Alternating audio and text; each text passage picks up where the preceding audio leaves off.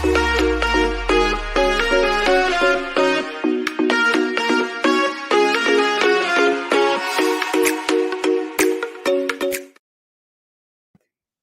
hey there, it's Elka. And Jen. That intro always makes me smile. I like watching the Elka and Jen Clark show. Welcome to the show. This morning we're talking about increasing your sales with creating a Zazzle plan and why it's so important to create your Zazzle 2021 plan for next year. Now. Yes, now, definitely now, because a lot of us, not even Zazzle designers, just people in general that want to make a plan or New Year's resolutions, I am also guilty of this, is that come January 2021, we're like, okay, actually I should probably take action, or what should I do for this year coming? And it's really important to start planning now, the year before, especially before we wind down during the holidays and spend a lot of time, relaxing and having fun with family or friends, or just, enjoying the holiday season, because with this year, we definitely need some time to feel good, right? Enjoy. Enjoy. Feel good, forget it, and not be so responsible. I think of it that way. If I plan now, then I can relax rather than being worried that I don't know what I'm doing when January 4th comes, which is the official start again of the new year, because the holiday New Year's Eve and New Year's Day all fall on the weekend, so it's going to hit us really fast and quick, and all of a sudden it's what happened? It's 2021. And so November is the perfect time to plan. And also, even if you hear about this now and then a week later you plan, you're still early, much earlier than if you woke up on January 4th and said, I need to plan for 2021. And I have to get used to saying that, 2021. Yeah. No, 2021 is coming up fast, and we definitely want you to make sure that you're prepared and that you don't all of a sudden seem like a deer in the headlights when it comes to you.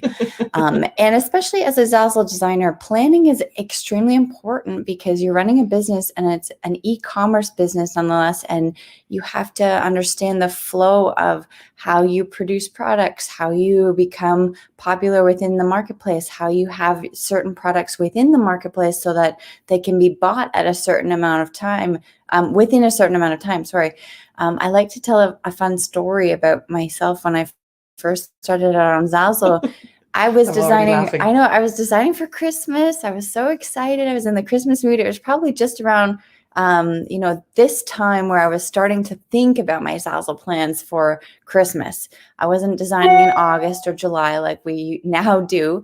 And I started to actually create my products in December. And I created products literally on the 23rd of December, thinking, not in my mind somehow, that this was logically possible for people to buy and ship and then also have them sent to their family and friends before Christmas, while I was making them on December 23rd.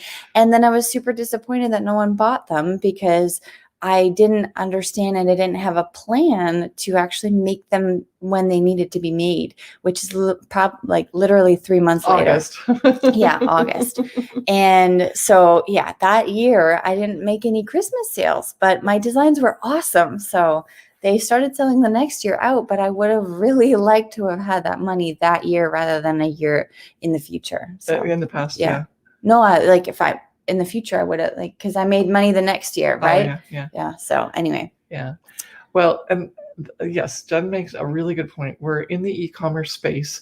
And so that means that, when you walk into a clothing store, for example, and it's the middle of summer and you're hot and you just want to buy a pair of shorts, and there's everything already with long pants and long sleeves because they're getting ready for fall.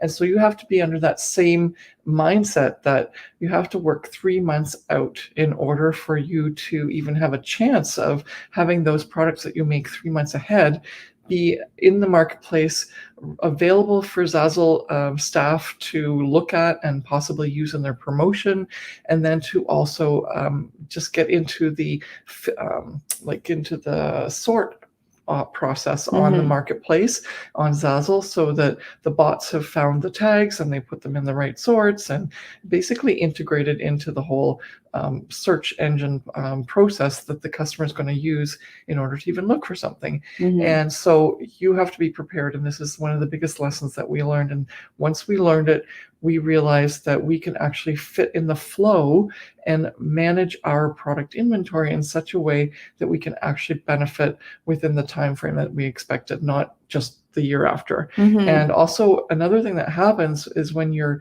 posting those products outside of the cycle, they kind of get lost and they become sort of lonely, and like I call them lonely, and they're not actually taken care of and there's no attention made to them because it's not the right time of the year.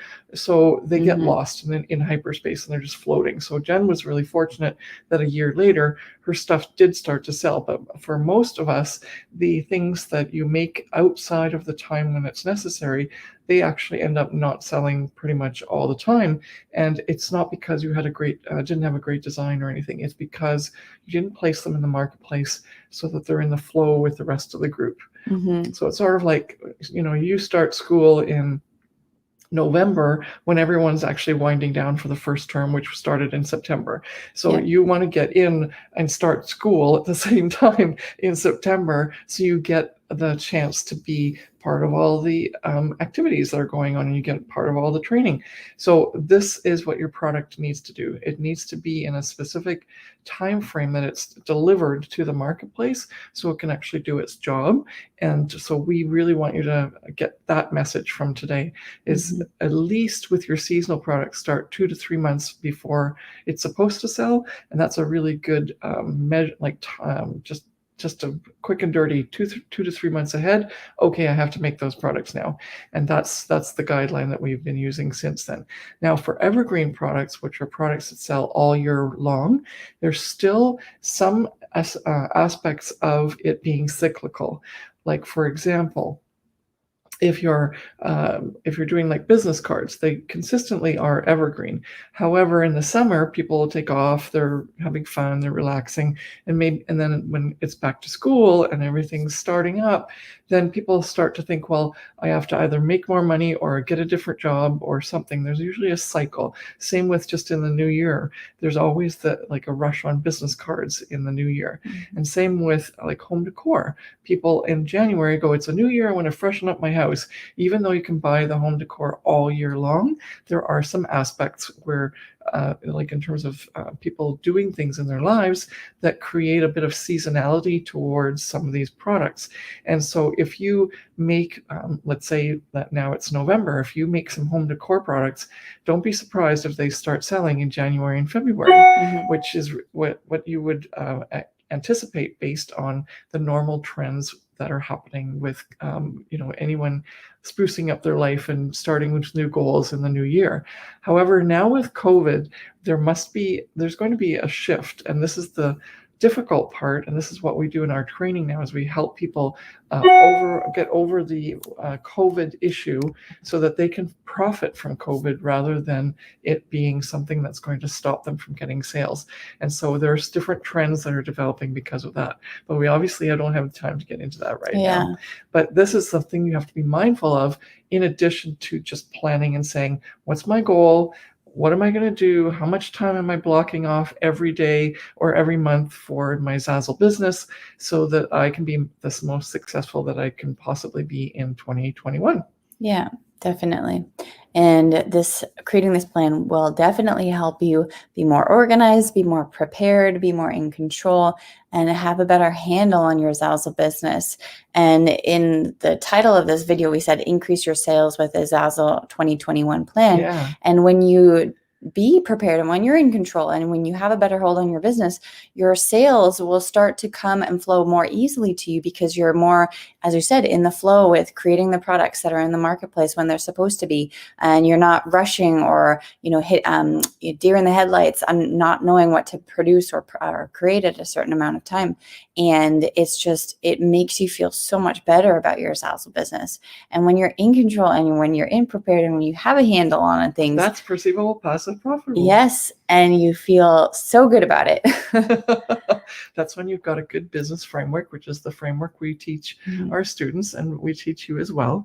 And yeah, it just makes the business much more perceivable. And it definitely makes it more passive because you're organized and then you have time to do the things you want to do and your business is working for you. And then it becomes more profitable because you're slipping in at the times, like your product production is happening at the times necessary so that you can be in that wave of sales that are coming through and you have a better chance of your product selling, which makes it profitable. Yeah. So thank you so much for joining us for the Ilka and Jen Clark Show today. We will see you next Monday at 10 a.m. Bye. Eastern Standard Time. Bye.